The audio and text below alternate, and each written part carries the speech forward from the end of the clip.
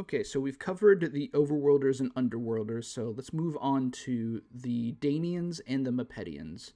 So for the Danians, we have Queen Illexia. She is the one in charge of the entirety of the hive. So Danians work in a very classic insect ant hive structure where she works as the queen, and then everyone below her is more so very specific castes that are involved in where they have to do a specific job, and that's what they do. You got mandiblores who do grunt work.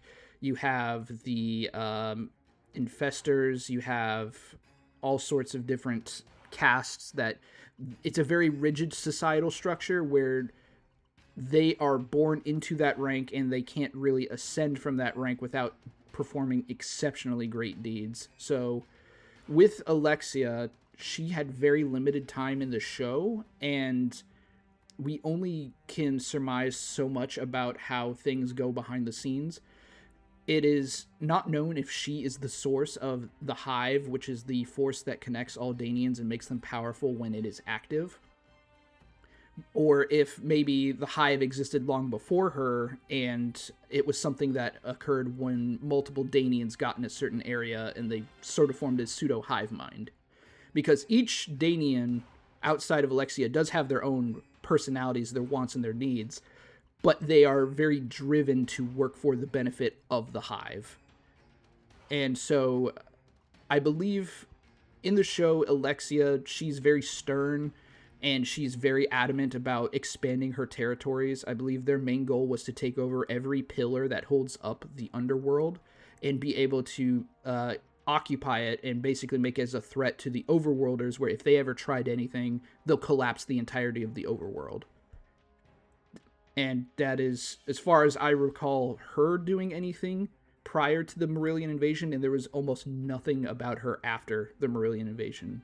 There were some hints that there was a new queen that was going to rise up and replace her, but that never came to fruition. It was artwork done from a site that I followed where a lot of chaotic artists posted all of their trading card artwork, and it's from his statement that there was supposedly a new queen that was going to replace Illexia in the set that would have come out prior to Chaotic's cancellation.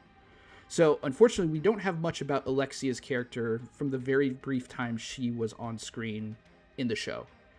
Prince Mudeenu, we get a better idea of, but he also is kind of set aside for Kaor and Maxor being the two favored children of the show. Prince Mudeenu is very much a stern authoritarian type. He is the royal in charge of all the royal families of the Mepedians. So Mepedian society does appear to have a royalty system where you got your royals and your non-royals, and you either were loyal to one house or another, but everyone heeded the call of Prince Mudeenu.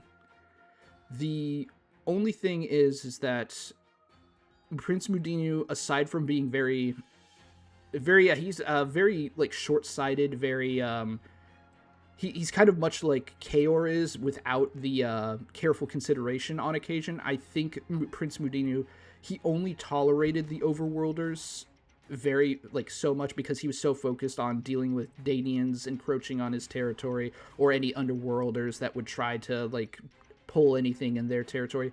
With the Mepedium Desert being such a vast and hostile place, the only things he cared about were keeping his oases safe, because that was the only place that the Mepedians could live. And it is because of the Danians in the past draining the water from underneath the lush jungles of the Mepedium territory, that is what turned the area into a huge desert. So I don't know if it was explicitly stated that the Mepedians were aware of this, and that the Danian reservoir is the result of draining their entire rainforests of resources over years. But there is a animosity between the two tribes, but there's animosity between all the tribes. It's just, I don't feel that their rivalry was as solid as the Overworlders versus Underworlders. It's very, very clear, the rivalry between those two factions. But aside from that, Prince Mudeenu, he has the strongest single invisibility strike. Mepedians have the ability to go invisible, or certain ones do. And that first hit, pretty crazy. So I just wish they had more to say about these two. I hope they expand more on their lore in the upcoming game. But for now, I think that is all we can really cover because they really got brushed aside because of the importance put on Maxor and Kaor.